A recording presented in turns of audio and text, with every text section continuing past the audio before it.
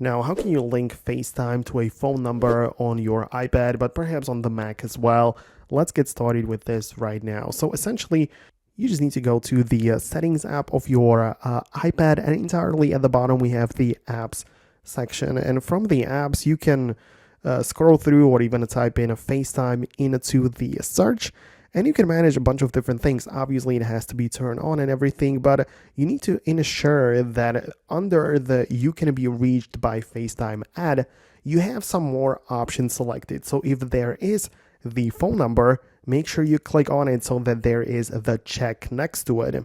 Also, if there you have more options like email, you might have more like 2 phone numbers. Make sure you select the proper one, because naturally FaceTime has to be signed in with like these either email address or a phone number. So make sure you select the proper one.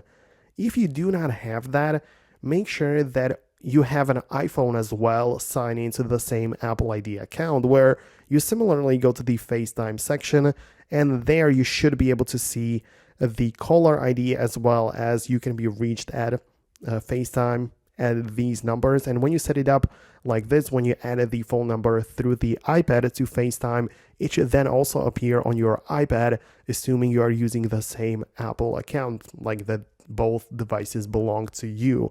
But essentially, this is the only place where you can change or tweak this. But the phone number, of course, has to come first from a phone, like an iPhone, right? Because on the iPad, you cannot have a phone number per se for making phone calls. So I just hope that makes sense, but this is just how you need to do this. If there are any additional questions, let me know about those below, and I'll catch you later in the future tutorials.